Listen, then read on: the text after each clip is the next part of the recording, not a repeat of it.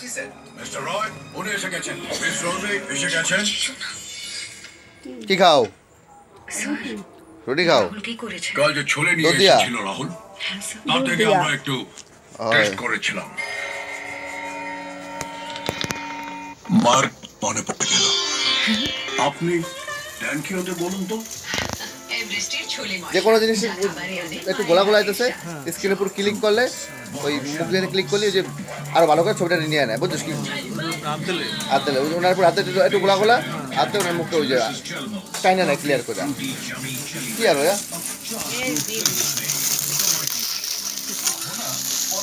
টাকা দিবে। কি বাবা হ্যাঁ হয়ে গেছে। আর বিদিশা তো দুধের গ্লাস কখনো মিসই